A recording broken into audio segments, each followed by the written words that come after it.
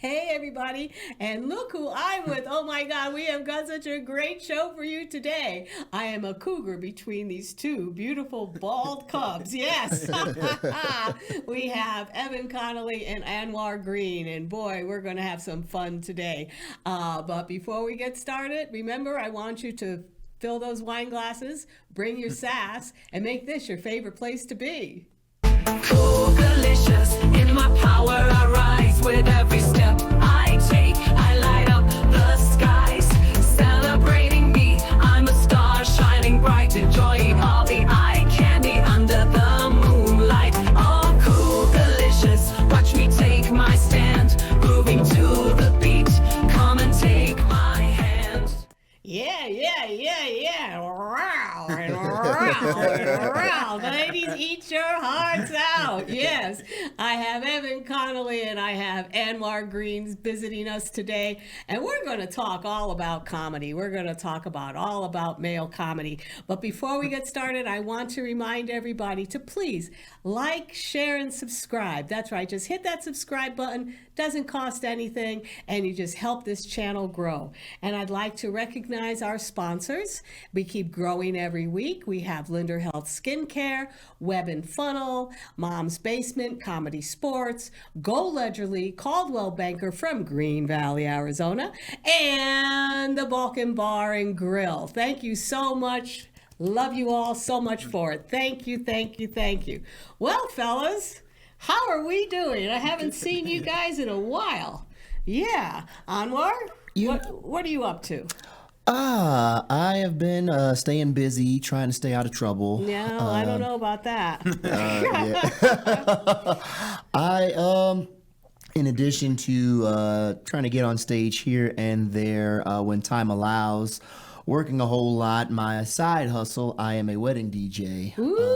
So if you fall in love... Yeah, I do all right sometimes. That's right. We got that sound machine going already. But yeah, I've been all in all, I've been pretty good. I'm so glad you to be DJ here. all around town? Yeah.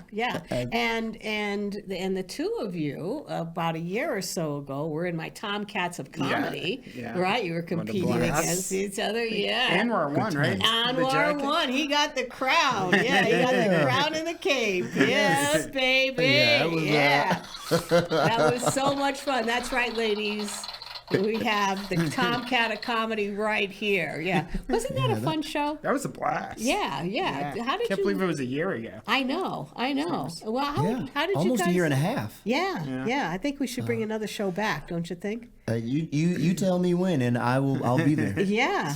Well, I can't. Well, you have to because you got the title. Good point. You have to protect the title. Yeah.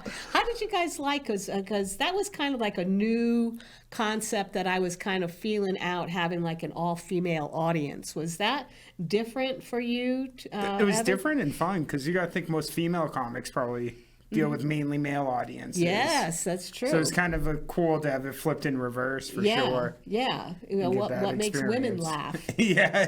Which is No, you're absolutely right.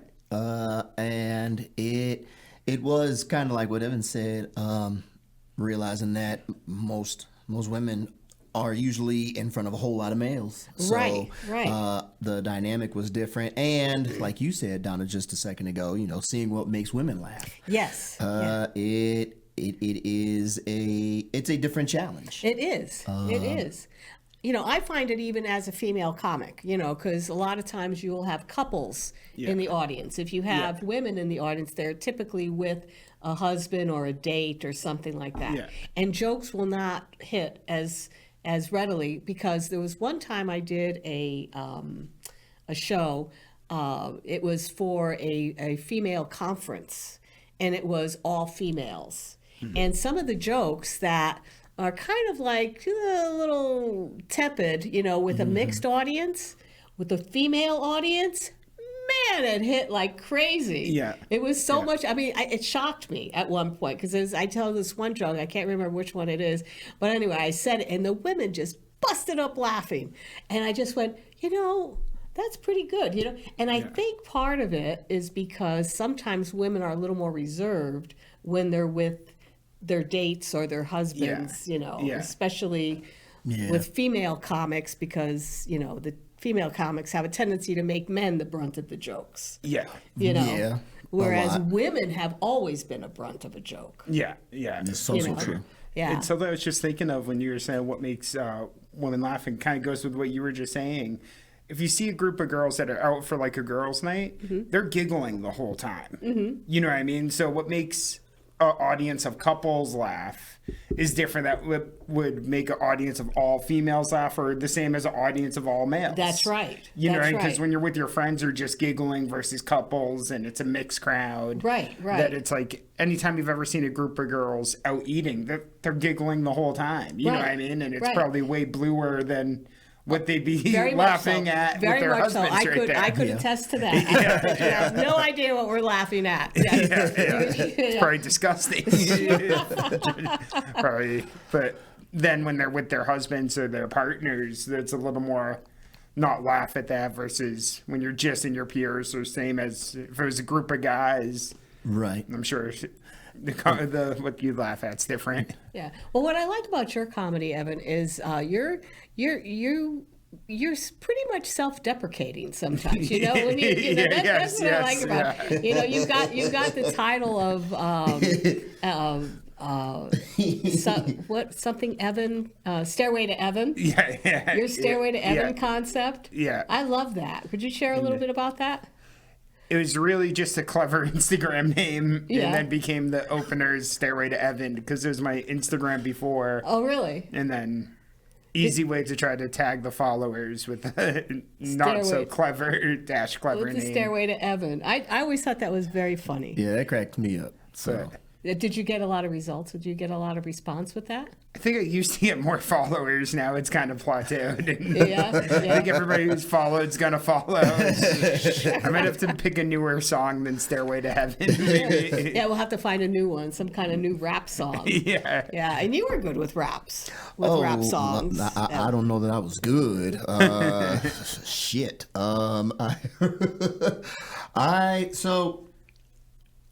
I became a rapper, or someone who attempted to be a rapper. I was like a weird kid in school, or No. yeah, I know, Can you right? imagine? Like I was the kid that like took like 2 karate classes and then started meditating in the cafeteria during lunchtime and in gym class. And then I was musty too, so you know that didn't help me none. And where are you originally from? I am originally from Ohio, right outside Ohio. of Cleveland. Okay, So, I'm yeah, sorry. yeah, Well, it's, nothing. Love you, Cleveland. Yeah. look, it's home, but it's cold. Like shit, it's cold. I Yeah, don't go there that yeah, often either. yeah. Like yo, And where about you, Evan? Where are you from? Massachusetts. You're from Massachusetts, right? You're Boston, from Salem. New England area. I don't want to go there. Also cold, yeah. Well, I'm originally from Connecticut, so it's Oh, the yeah, same yeah, thing. yeah, So yeah. I'm a New I don't England wanna go girl. there either, see? Yeah, no, very cold, and we're all here in the sunshine. Yeah. When keep did you that. When did you move out of Cleveland? I moved out of Cleveland, and actually in 2000, I got stationed in Phoenix with the Air Force, and so I left. Funny enough, it'll be today is what, the 12th, the Yep. 16th will actually be the anniversary of when I left. So it'll be 26 years. Wow, on the I 16th. know. Can you imagine? 2000 Jesus. was 26 years Yeah. ago. It just flies by. So much has happened since then. flies by. And when did you leave Massachusetts? Evan? For good, 2020. In 2020. Came out here right before COVID to work in the casinos. Then COVID hit right after, and then You hit the stages. Is that when you got Talk started about in luck. comedy? for the most part, yeah, I did a few times in Boston, but So you were Never- also in the service too. yep. Oh my I was goodness. in the Army out of high school, so I lived in Arizona for a bit, and that's how I kind of knew I like the the Southwest desert aesthetic. Then I went back to the Boston area for 3 years, and then moved out here once I found out not every place cost as much as Massachusetts. I was That's a naive. I thought every place cost the same, like universally. So I was like, oh, it costs so much money. And then I found out how much an apartment was here. And I was like, oh, that's Well, doable. That's, yeah. Yeah. Well, that's Cheaper than I thought. Truth be told, I mean, I was in San Diego for 50-something years. And when it came time for me to retire, I just had to basically take a look at the economy, and I had to take a look at the real estate. And I said, hey, wait a minute. I can sell my condo and buy another condo in Vegas for about a third. Yeah. Okay, I think No-brainer. I'm going to do that. So And pay I the just went ahead. Yeah. I don't blame you. Collect the cash of the difference. And just that's Yeah. right, and live comfortably. So I have never regretted a moment of coming to Las Vegas. Absolutely loved it. Well, I'm selfishly glad you're here too. So Yeah, well, and that's how we all met each other, right? We all met each Absolutely. other in the comedy clubs. that's right. Yeah. OG yeah. wise guys. Yeah. OG and wise guys. Yeah. Even that feels like a lifetime ago. Yeah. Doesn't And it? it's been what for me 4 years and some change. Mm-hmm. But yep, it In all and started around- at yeah. OG Wise Guys. Yeah, because Yeah. Wise Guys opened, the Wise Guys in the Arts District opened right after COVID, wasn't it? Or, Yeah, I think it opened in 2021. Right. I think so. And yeah. I started Yeah. on like 8 months after it opened. Uh-huh. Because I think it opened in the summer. And was that Started your on first January. start in comedy? Yeah, I had I'd probably went to 8 open mics in like 5 years in Boston. Like one every 5 months. Mm-hmm. And then would never go again. So pretty much started out here for the most part. Was there a difference in the audience at all? I mean, between that you noticed from East Coast to Yeah. here? The Boston scene, because of the old school, you hear all the comics talk about it. It seems a lot better. When I was there, every time it was like a college cafe at like MIT, and people are snapping. Right, and right, It was right. more like the college Cambridge scene, Right. Than like all the Boston comedy clubs that they talk about in the '80s. It was like the cafe noon lounges and stop your war machines, that kind of thing. Yeah. Well, yeah, the East Coast can get to be pretty hot and heavy Yeah, when it comes yeah. to, especially what's going on in politics, and people are very much more, I think, in tuned Yeah, to that. Plus, like you said, you have more of the college bases. Yeah, In and around. You've got Harvard and you've got MIT and you've got, So people from all over Yeah, that exactly, are very yeah. educated and know way more than me, and they're they'll start, spoken word kind of crowd, and it's like, oh exactly. geez, I'm Very too different. goofy. Very different from what you find in Vegas, right? You're like, give us some, give me a beer and, make me laugh kind of thing. Yeah, I also think that how supportive Wise Guys still is, but Still especially is. in the arts district, for that many comics, and just how nice of Yeah. a scene and people and socially it is. I think It was very supportive as welcoming. well. And It's a everybody, world of difference. yeah. A world of difference. Everybody supported each other, and I think it created the culture, nurtured a culture for all of us to really work together and and help each other. I mean, because that's basically what it's about. Yeah. And even though it's 3 minutes, like for a while it was 2 times a week. So if you get 6 minutes a Yeah. week at a real comedy club, opposed to just doing open mics. Right. Every night you kind of got one break. They even though it was 3 minutes, brick Right. wall, people Right. laughing. You could feel And it's the way they promoted it too. They promoted Yeah. it as like up and coming comics, so that Yeah. people came in, they were expecting, as opposed to sometimes with open mics, it's just catch as you can, catch as catch can. Plus, you also needed to be qualified. You had to write in to get booked Yeah. on the Right. open mic, and I think Yeah. that made a significant difference as well, as which you agree. still have to be Yeah. booked, to get into it. now you just have to without the bucket. Yeah, Right. Because before right. the bucket, you would get kind of the crazy night. Yeah, and yeah. then, I never did the bucket nights. Really? I couldn't do the bucket Ooh, nights. I did no. a couple of those. And, Yeah. Although I will say, a friend of mine. So I started December of 2021. My brother came out to visit, and he says, "Hey, Anwar, if you know any place that does open mic comedy, I'd be down to try it." And I said, "You know what? People have told me I should try it too, and I think they're stupid. But you know what? If you try it, I'll try it." So he came out.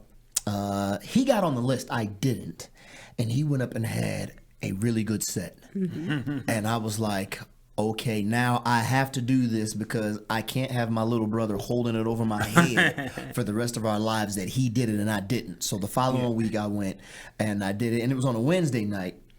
And then a couple months later, by this point I'd done a couple Tuesday nights, but a friend of mine had come and seen me on a couple Wednesday nights, and he said he wanted to try, and he had all this advice, and like you know how you run into your friends who have all this comedy advice for you, and they've never done it, and you're just waiting because it's like, yeah, you're gonna have your moment.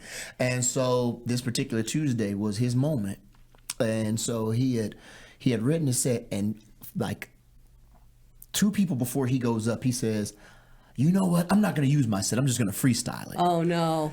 And I said, bro, don't do that shit. And he goes, no, man, watch. And I said, dog, don't do it. Man, you can't tell me how to do me. I just got to feel it. Okay, man, go for it. And I watched him get up on the stage and eat shit for 2 minutes and 43 seconds. Oh, it was the greatest thing in the world. Well, that's just it. And I think we were talking about that a little bit earlier about, don't you feel like regardless of what your thought patterns are, you have to have some sort of setup, some type of platform, some type of rationale behind your comedy. It's like the one thing that I wish comedians would do. Every comedian, Vegas, Elyria, Ohio, Timbuktu, Missouri. If you are a comedian, please write a damn joke. That means he wants you to set up the joke and have a punchline, have an ending to it. And if you're really good, you could basically take the scenarios of your jokes and have a comeback, a follow-up, right? Is that? I know that's what you're starting to do. I think what too, happens, or the reason it's like that, is because you see the pros who are like all attitude, like Bill Burr, and he's all attitude and stuff, and they don't realize it took 20 years that he has the setup. Right. Exactly. So when you're starting out, they go, "I'm going to do the rant attitude in it," but they don't have the foundation, like exactly. Because I heard him in an interview say that like the first 7 years he was set up punchline. You work in that, and then eventually 15 years down the line you can make it look like a magic trick. Yeah, you can make it look like it's just coming off the top of your head, right? But your third open mic to be like, I'm just going to be angry and riff. It's like you probably don't have the foundation of the right. Bring up Funny John. He gets up, hey everybody, I hate women. Okay. All right. Tell that to your therapist. Now, what are you going to give me to make me laugh? Tell me, who are your influences? Who inspired you about coming into comedy? Is there somebody that... I got a throwback. Stephen Wright. Oh, Stephen Wright. Yes. Yeah, you're from Massachusetts, and my parents were fans of him, and my mom was always a fan of him, and liked his style of jokes, and I don't know, I always liked his kind of the weird offbeat Boston, but not like Lenny Clark Boston, kind of like the more low energy Boston. Stephen Wright is hysterical. He'll just take you down this little path, and then he'll just put the twist at the end. And and it's brilliant. Absurdism, I love that stuff. Yeah. But that's just personal. So how about you, Anwar? My inspirations, I would have to say, and this is a throwback, 90s. Don D.C. Curry. Don D.C. Curry and Lavelle Crawford. With Lavelle, I enjoy. He's got just the right balance of self-deprecation. He can do it, but he can go into something else. With DC, his comedy is just so matter-of-factly, but even as he's delivering it, it's also like we were just talking about. You can tell, if you're paying attention, you can tell that he's setting up his jokes. Right. He's got his punchline. The thing with both of them, and with so many others, but just they're the ones who have stuck in my head for so much of my life. With the both of them, you know when you're supposed to laugh. That's the biggest thing, and that's why It's like scratching an itch almost. Yeah. Isn't it? Yeah, you're just leading your audience to that point. exactly. And then you have to let them laugh. You have to let them. It's just like release. Yeah. You know what? That's the magic, I think. Yeah. That used to get me in so much trouble as a comic, what you just said, the let them laugh part, because I was so timid in the beginning. If you scroll back far enough on Instagram, you can find my first set, only because I don't feel like scrolling back far enough to find it and delete it. But it was awful, people at home. It was awful. Well, I was just talking over my jokes and stepping on my laughs and I just kept talking. Then time was up and I was like, hey, that's my time. But then come back next week and I'm going to do some other stuff. Oh my goodness. It was so bad. Sometimes Donna. it's just too fast for you. Woo! Well, listen, I have to take just a really quick, short break here right now, because what I like to try to do is I like to try to encourage people, because people are always asking me about Cougar-licious, about the website, about the program, about the store, about all this. And I put together this little spot to just show everybody, if you want to know anything about what's going on with Cougar-licious, come to the website. So, Rick, when you have a moment, let's... Cougar-licious, come and take my hand. Hi, I'm Donna Joy, and ladies, I'm here to shake you up. Welcome to Cougar-licious, a community where women stand in their own power, celebrate their divine diva, and enjoy a little eye candy. So whether you're married, single, or however you identify, this is about you being your true, authentic self. Our message goes to 35 to 65-year-old women and beyond, and this is your space, your time, and we support you all the way. Join our community, sign up for our newsletter, and get a free download from my book, Too Short to Be a Showgirl, plus exclusive discounts to our online store. Subscribe free to our YouTube channel, the Cougar-licious Cub House, for weekly episodes featuring inspiring women with a playful twist. And book me for your next event, or join us live at our Cougar-licious comedy brunches. So what are you waiting for? Go to our website, www.cougarlicious.com. Your time begins now. And remember, stay Cougar-licious. Cougar-licious, come and take my hand. Oh. There you go. No, seriously, I put that together because I was so tired of just trying to tell everybody about what's going on and what this is all about. So it's like, okay, just go to the website. Just go to the website. That's it. And see the show, and you'll be fine. And you'll be happy, and you'll have a good time. And that's all there is to it. So, so what do you guys got going? You guys got some shows coming up? You doing any gigs? I've been pretty much big in the roasting. Mm-hmm. So I have quite a few roasts coming up. You have Roastelmania coming up? Roastelmania, where I'm roasting Haley Brooks. Uh-huh. And that will be for, I think it's the Intercontinental Championship. Mike Krasner runs it, who's great, but there's Mike like three Krasner. different championships and it's hard to keep track of.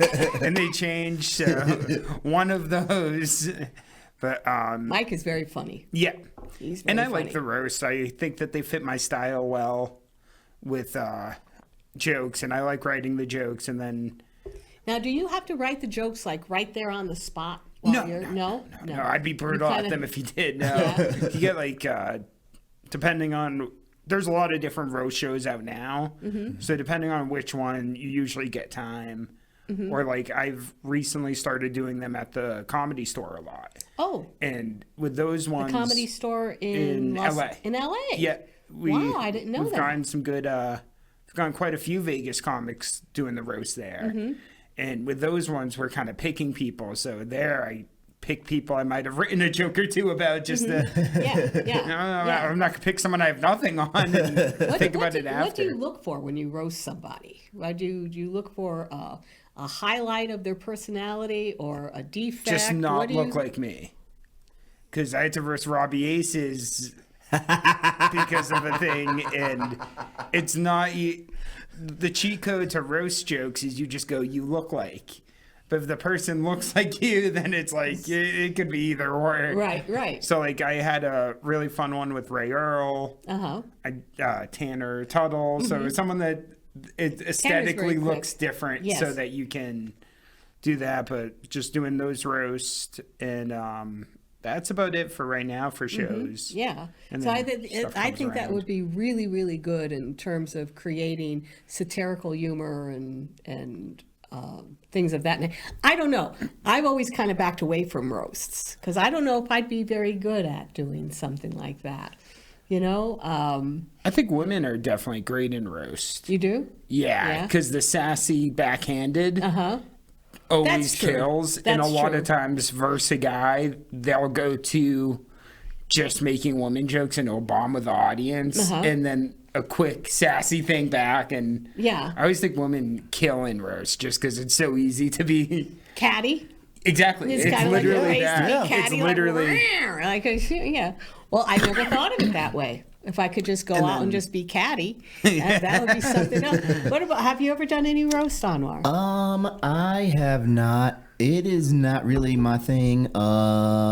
Because I grew up roasting, and I got punched in the face a few times for roasting people, and so it's not been a pleasant experience. no, and also my thing is I don't know when to stop or where to draw the line, and so it's one of those things. Usually, when you see the fist coming at you, it's Yeah, usually yeah, the that's- time to really stop. at That's that the point, line. it's way too late, and now they've drawn a ring around my eye. I don't need that. And then also, my brain won't let me say, hey, this is good enough. It's almost to the point where even at 45 years old, if you don't want to punch me in the face, I don't feel like I did a good job. But I also don't want to get punched in the face, Don. Okay, Anwar. Okay, well, we'll talk to your therapist about that. I've talked to him about it a few times. And have you all met my mascot Cubby? This dog I got at Christmas time. I tell this to everybody. Remember, those commercials that you saw for the robot dogs? Yeah. Yeah, well, this is it. Okay, this is what I got. I ended up getting. moves? Yeah, he moves. Yeah, he does. This is it. This is Cubby. That's it. That's it. Stay. Doesn't do a damn thing. Anyway, so that's Cubby, and I love him. So I just made him my little mascot here. Okay, turn off now. Very good. Okay, go back to sleep. Sit. All right. You know what? Look at this. We have we're done, guys. I mean, I've got to close the show here. Oh my goodness. Anyway, everybody, just want to remind everybody to be able to like, share, subscribe. Like, share, subscribe. Doesn't cost anything to subscribe, and it helps us grow our channel. I love you for it. And I'd like to thank our sponsors. Once again, Linder Health Skincare and Web and Funnel and Mom's Basement, Comedy Sports. Go Ledgerly, Caldwell Banker, and the Balkan Bar and Grill. And of course, if you'd like to be a sponsor on the show, we have the sponsor packages, once again, online, on the website. There's different packages that you can get involved. We can announce you on the show. We can even have you on the show, either remote or in here in the studio. Would love to have you participate. So we look forward to it.